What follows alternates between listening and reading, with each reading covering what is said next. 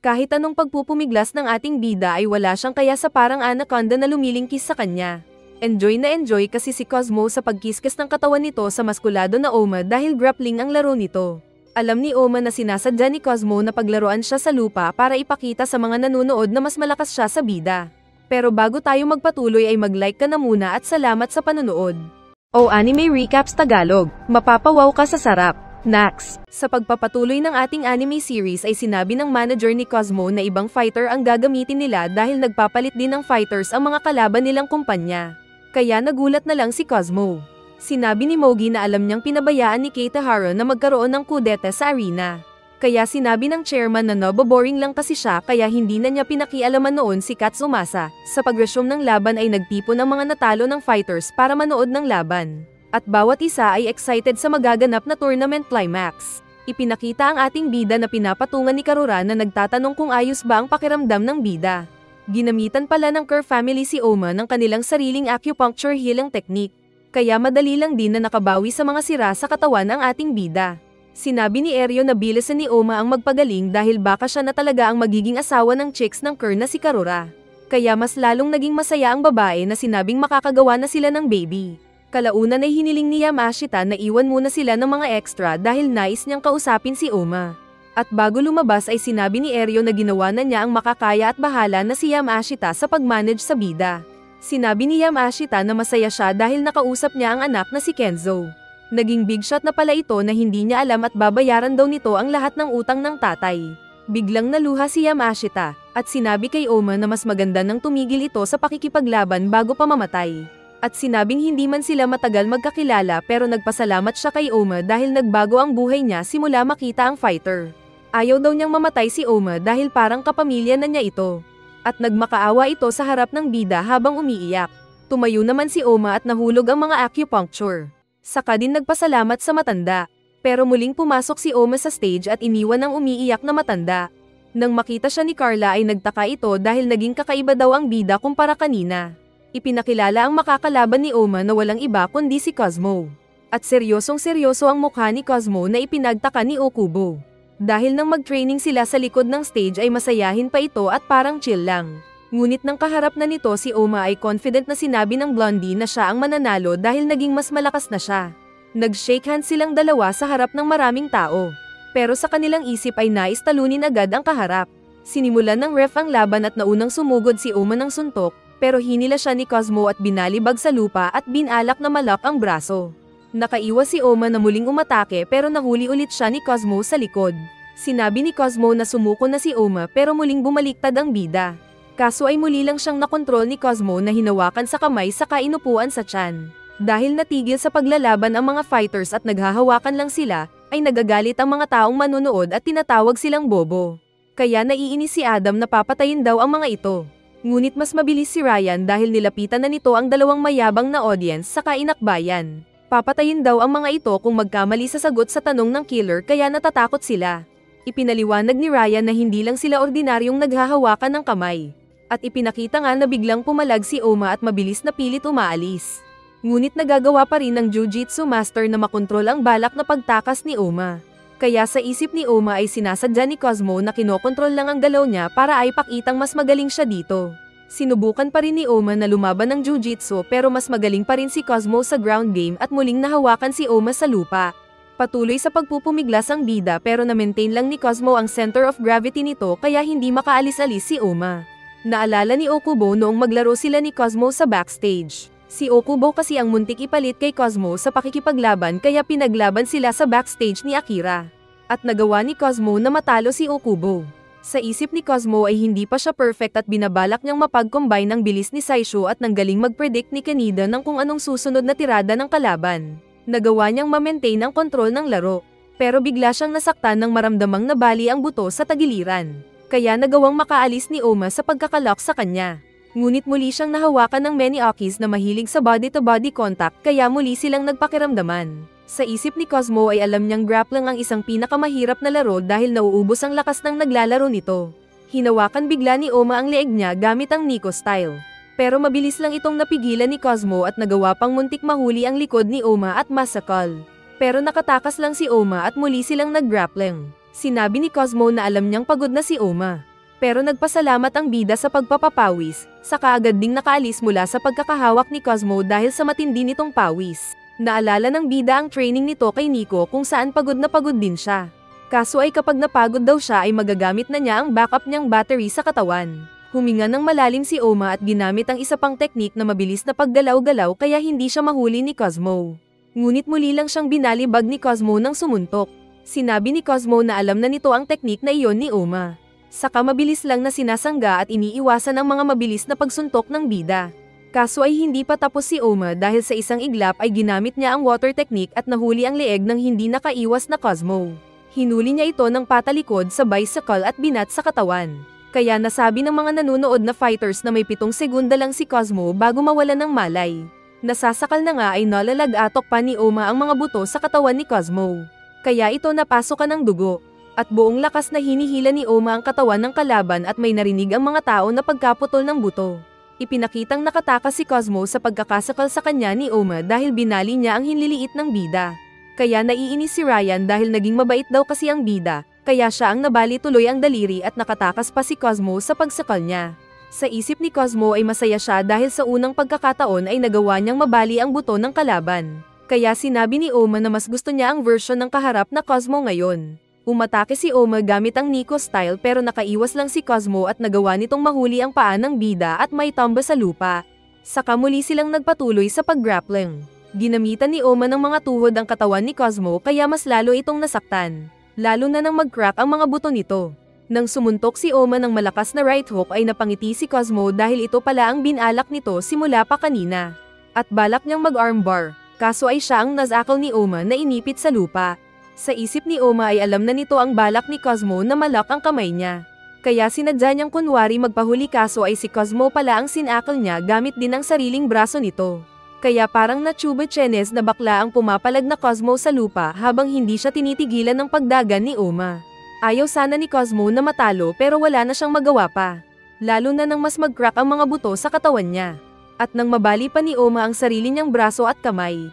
Kaya dahil dito ay walang malay na iniwan ni Oma ang katawan ni Cosmo sa lupa. Kawawang Cosmo. Kaya sa backstage ay pinalakas ni Akira ang isip ng bagsak ang moral na Cosmo. Sinabi ng boss na pinili niya si Cosmo kahit na mas maraming mas malakas na fighters sa kanya dahil nais nitong ma-experience nito kung paano pang mas lumakas. Pero kahit ganun pa man ay walang nagawa si Cosmo kundi ang umiyak na lang na parang iniwan ng jowa at sumama sa mas magaling maglaro ng ML. Samantala ay ipinakita si Muteba na marami na namang tinikman na babae. At feeling niya ay mas lumakas siya at biglang nagkaroon ng itim ang mga mata. Ipinakilala ang mga maglalaban at unang tinawag si Takeshi na malaking tao. Saka din agad na tinawag ni Sayaka si Muteba na nakangiti pa rin dahil maraming na chicks. Sinamahan naman ni Sekibayashi ang dalawang host para kasamang mag-analyze sa pakikipaglaban ng mga fighters. Pinaghanda ng ref ang laban at pagsabi niya ng simula ay mabilis na tumalon si Takeshi at umatake ng suntok na inilagan pa rin ni Muteba. Mabilis ang sunod-sunod na suntok ni Takeshi pero iniilagan lang ito ng babaerong tulad mo. Biglang nag-iba ng instant si Takeshi at naging southpaw.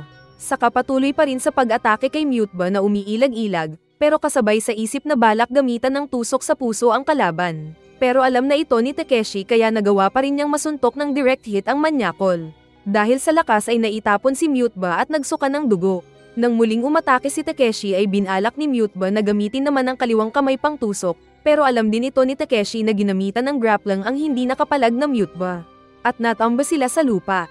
Ipinakita ang nakaraan ni Takeshi nang matalo siya noon ni Fang. Sinabi ng master nito na alam na ni Fang ang karate technique ni Takeshi kaya kailangan niyang gumamit ng bagong paraan na makakapag-sorpresa kay Fang kung sakaling maglaban sila ulit.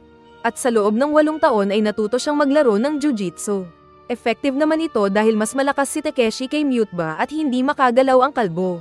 Kaya gumamit si Muteba ng pressure point technique na gamit ng mga assassin at sinaktan ang kamay ni Takeshi. Saka din isinunod ang kanyang katawan kaya nakatakas siya sa laro ng baklaan ni Takeshi. Pinipilit ni Takeshi na habulin si Muteba na pailag-ilag lang at nagagawang masaktan ang katawan ng kalaban. Balak kasi nitong pagurin muna si Takeshi at hinihintay nitong ilabas ng malakas na tao ang secret attack.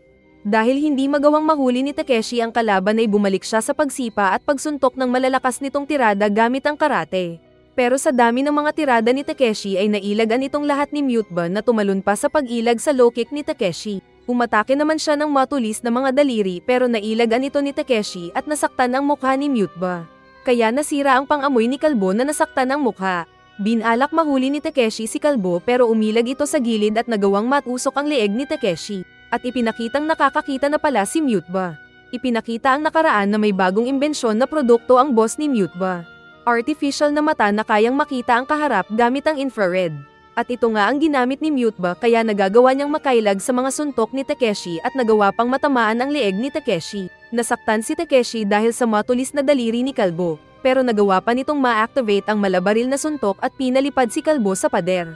At ipinaliwanag na feeling niya ay nakakakita si Muteba kaya sinadya ni Takeshi na ma-expose ang sariling mga vital points para atakehin ni Muteba. At nahuli nga niya si Muteba sa kanyang patibong na sinundot ang leeg niya. Kaso ay ginamit niya lang kasi ang Superman Syndrome sa mga muscles kaya hindi siya namatay sa pag-atake ni Muteba. Muling tumayo si Muteba na napagtanto na siya ang nagkamali. Natakot kasi siya sa malakas na one-hit strike ni Takeshi kaya hindi na siya nakaatake ng mga nakakamatay niyang teknik. Nasira ang kanang kamay ni Muteba pero lumapit pa rin siya para salubungin si Takeshi. Sa isip ni Takeshi ay hindi siya nag-relax dahil buhay pa si Muteba.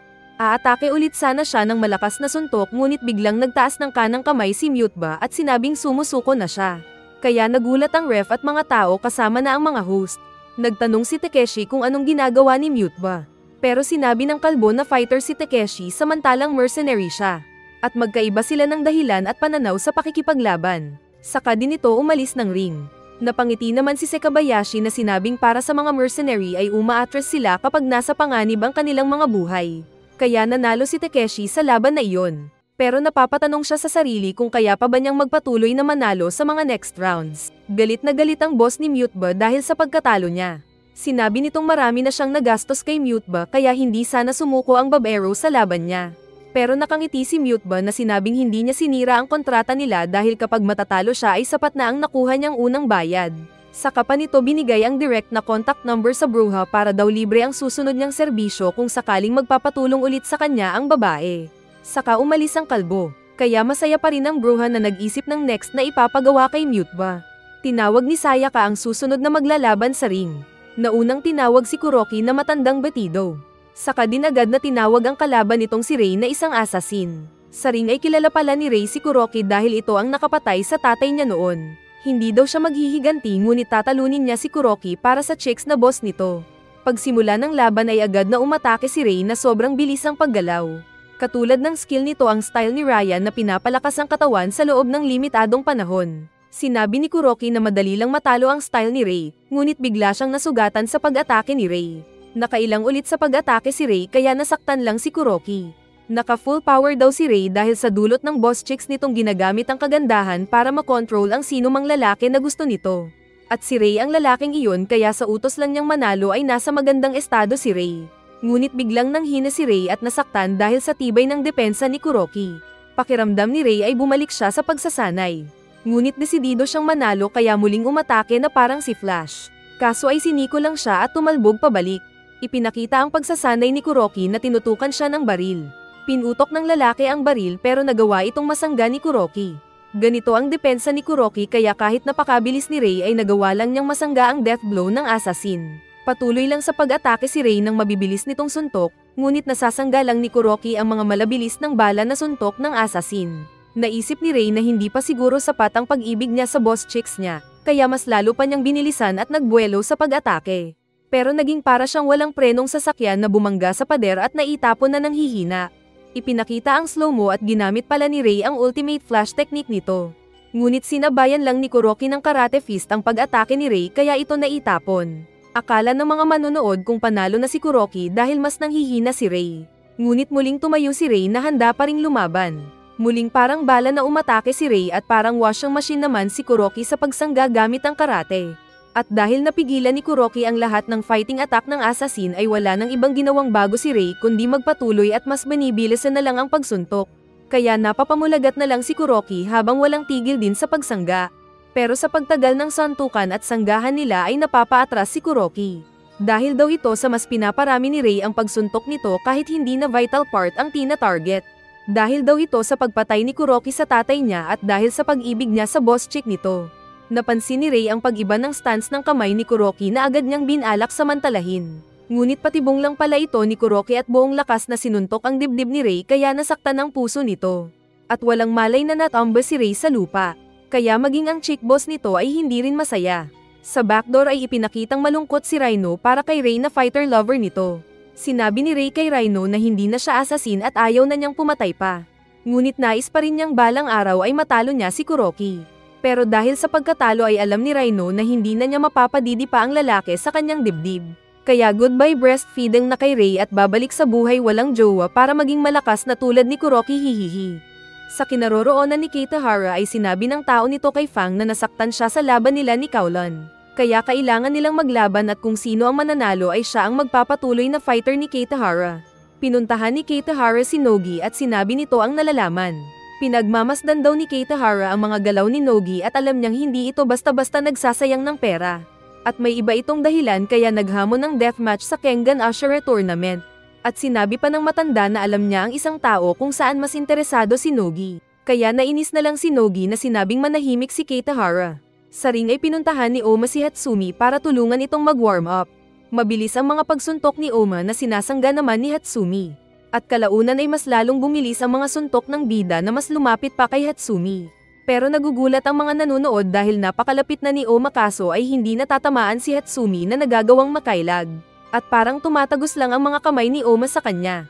Nang ayos na si Hatsumi ay sinabi nito kay Oma kaya tumigil na din si Oma. Saka pinuntahan ng boss manager na si Yamashita. At sinabi ng bida na kaya pala siya naiinis noong unang makita si Hatsumi dahil kapareho nito ang master niyang si Nico. Ipinakilala ni Sayaka ang susunod na maglalaban at kahit nasa ring na si Hatsumi ay ipinakilala pa rin siya. Saka din tinawag ni Sayaka ang katunggali niyang si Ajito Kano na Fang of Metsudo. Napapatawa naman si Kitahara na katabi si Nogi at sinabing nagawa pa ring madepensahan ni Ajito na maging Fang of Metsudo. Kaya napaisip si Nogi kung anong tinutukoy ng matanda. Ipinakita ang bodyguard na kinalaban ni Ajito kanina at nakahubad na ito at may mga pasa sa katawan. Pero ayos lang ito na humihitit ng tabako. Sinabi ng kasama nito na naging malakas nga si Ajito pero naging mahina ang pakiramdam nito sa kung anong nangyayari sa paligid. Pero sinabi ng kasama na wala daw problema basta ang mahalaga ay mananalo ang master nila. Sinabi ng ibang mga fighters na mananalo si Hatsumi dahil magaling naman siyang fighter.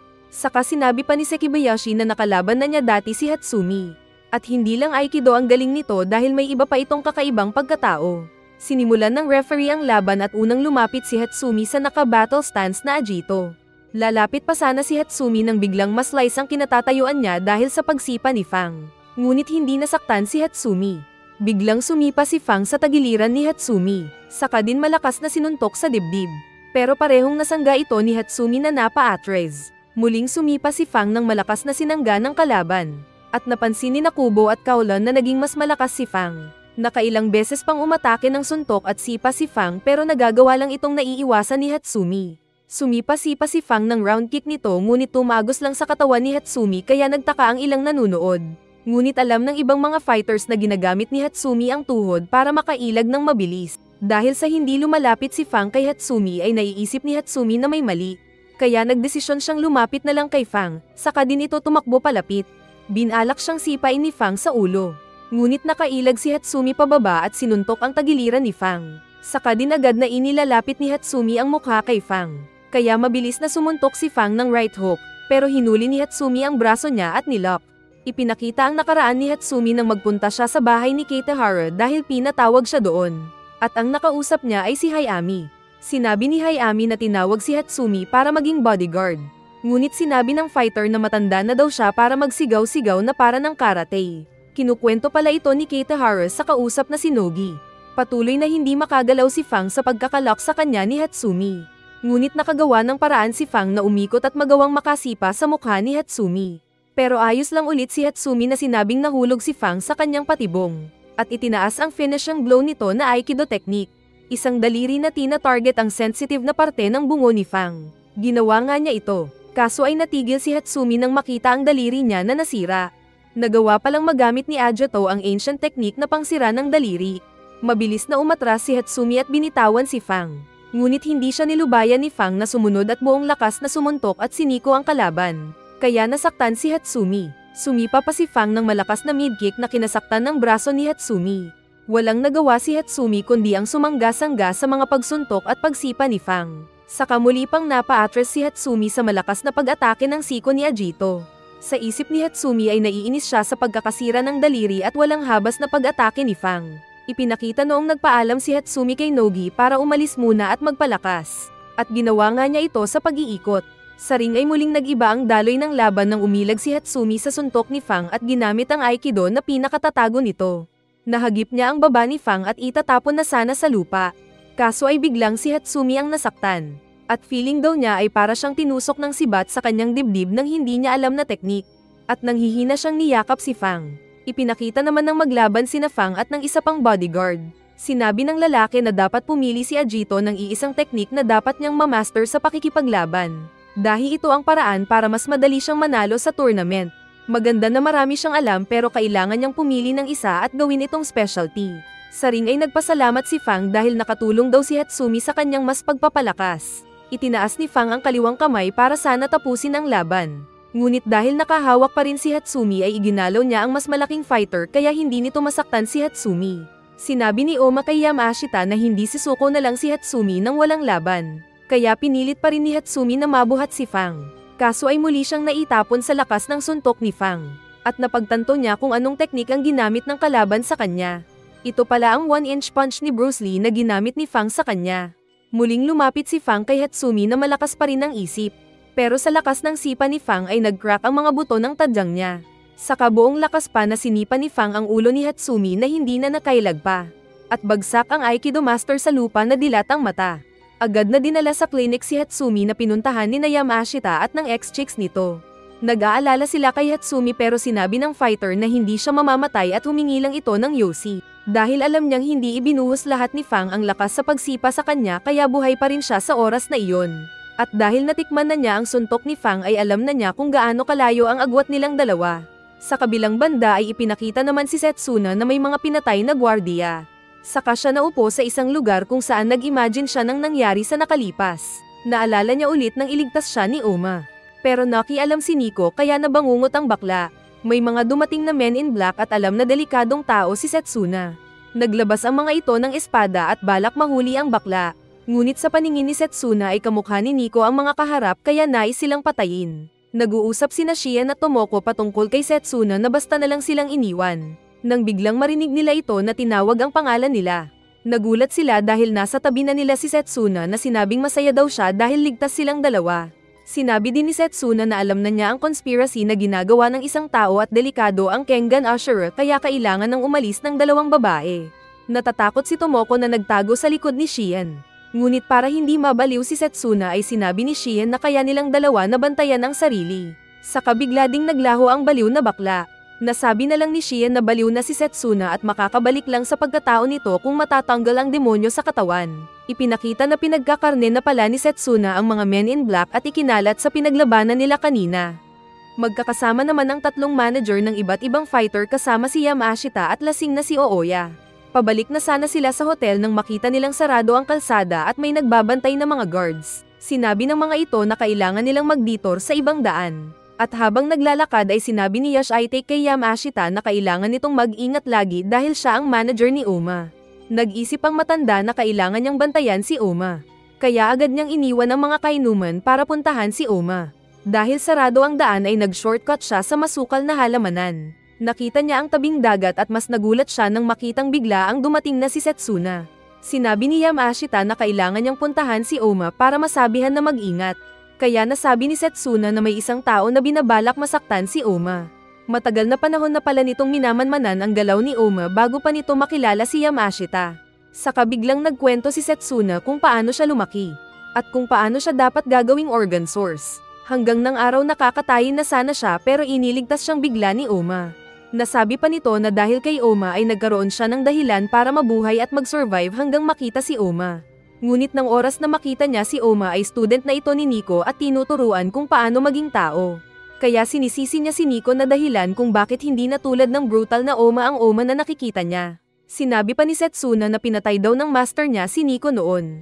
Ngunit hindi pala ito totoo at dahil nagbabago ng anyo si Nico na patuloy siyang pinipigilan. Sinabi ni Yamashita na may masamang nangyayari kay Setsuna at nais niya itong tulungan. Pero naging kamukha ulit ni Nico ang pagtingin ni Setsuna kay Yamashita. Kaya agad niya itong inatake. Pero mabuti na lang at dumating si Oma na niligtas ang matanda dahil naamoy nito ang mabahong enerhiya. Sa likod ni Oma ay mukha pa rin ng nangloloko na Nico ang nakikita ni Setsuna kaya muli itong umatake. Pero muli lang siyang binara ni Oma na sinabing alam na niya ang teknik na iyon. Nagalit si Setsuna na nagtanong kung bakit siya minamaliit ni Oma. Pero sinabi ni Oma na maglaban sila dahil iyon naman ang gusto ni Setsuna. Binalak pa silang pigilan ni Yamashita. Ngunit mabilis na gumalaw si Setsuna at umatake ng killer move na inilegan ni Oma. Sinabayan pa ni Setsuna ang teknik ni Oma pero nasuntok siya sa tiyan. Naitapon si Oma nang mahuli ni Setsuna ang paa niya, pero muli lang nasuntok ng malakas si Setsuna. Sinabi ni Setsuna na kailangang makalaya ni Oma sa spell na ginawa ni Nico sa kanya. Pero siya daw ang magpapalaya sa tinuturing niyang idolo. Ipinakita na noong nahanapan ni Setsuna si Oma ay naglaban sila at naging halimaw si Oma. Pero sinakal nito ang masuches na bakla. Nakita sila ng dumating na Nico at agad na sinabihang tumigil si Oma. Pero wala sa sarili ang bida na kinwestiyon kung sino si Nico. Kaya napilitan si Nico na gamitin ang dahas para saktan si Oma na naitapon. Dahil dito ay natigil si Oma na natamba at bumalik sa pagiging tao. Sa kasalukuyan ay sinabi ni Setsuna na ibabalik niya ang nawalang memorya ni Oma. Noong makita ni Setsuna na sinasanay ni Nico ang batang Oma ay nais niyang patayin ito gamit ang kutsilyo. Ngunit lumabas sa likod niya ang kanyang naging master na sinira lang ang kutsilyong hawak niya. Dinala siya nito sa isang lungga at doon ay nagkwento ang pangit na master ni Setsuna. Nakamag-aral niya dati si Nico. Ngunit sa pagdaan daw ng mga taon ay pinagpapatay ni Nico ang lahat ng nakakaalam ng fighting style na iyon at silang dalawa na lang ang natira. Kaya kailangan nilang magtulungan para patayin si Nico. Kaya tinuruan ng master si Setsuna ng Nico style technique. At may isa pa siyang tinuro na teknik para daw maibalik sa pagiging halimaw si Oma. Kaya nang lapitan muli ni Setsuna si Oma noong mas bata sila ay ginamit ni Setsuna ang deadly technique nito kay Oma. Kaya nagulat na lang si Oma dahil sa kakaibang bilis at lakas ni Setsuna. Sinaktan ni Setsuna ang dibdib ni Oma kaya naging halimaw ang bida tulad ni Red Hulk. Sinuntok ni Oma ang mukha ni Setsuna na naitapon, pero manyak pa rin ito. Nang sinakal ni Oma si Setsuna ay dumating si Nico at iniligtas nito si Setsuna sa pagsuntok kay Oma. Kaya nawalan ng malay ang bida. Dumating si Genzen na sinabing hindi talaga sapat ang nasa Niban technique para pabagsakin si Nico. Inatake ni Genzen si Nico kaya naglaban ang dalawang master. Mabilis na sumuntok-suntok si Nico pero walang hirap lang itong inilag-ilagan ni Genzen. Naalala ni Oma na nakita na rin niya si Genzen. Kaso dahil sa kagagamit niya ng Possessed by a God technique ay nakalimutan niya ang ilang nangyari sa buhay.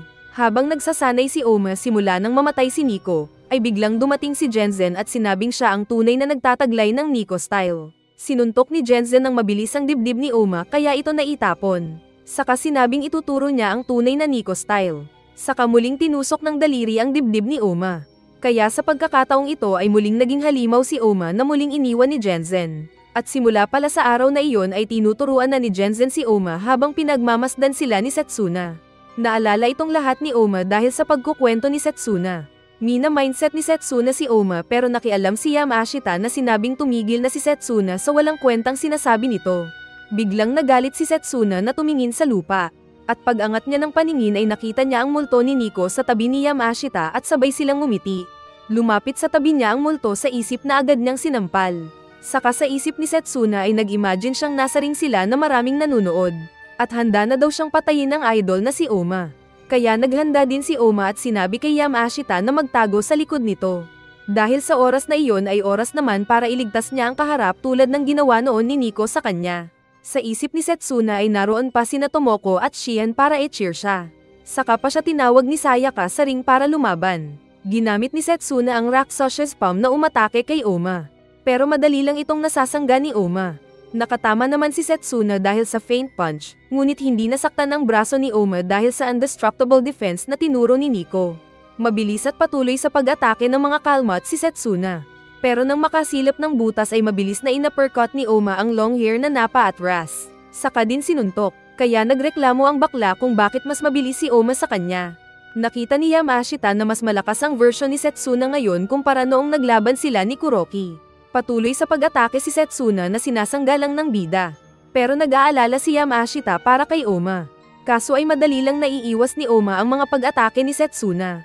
Naalala niya ang mga tinuro sa kanya noon ni Nico nang buhay pa ito. At sa pagtagal ng laban ay mas lalong nagiging dehado si Setsuna na nasasaktan ng mga suntok at sipa ni Oma. Natamba si Setsuna na pinagsusuntok ni Oma pero nakatayo ito. Kaso ay bagbog lang ulit. Nahawakan ni Oma ang kamay ni Setsuna sa katinuhad. Ngunit nakasangga pa rin si Setsuna na umatras dahil hinayaan nitong mabali ang isang balikat. Inilabas ni Setsuna ang second technique nito na Fallen Demon, kaya mukha nga itong baliw. At sinabing handa siyang gawin lahat para lang muling maging halimaw si Oma. Umabante si Setsuna na sinipa ni Oma pero nakailag at tinapon ang bida. Muling umatake si Oma ng mga suntok nito.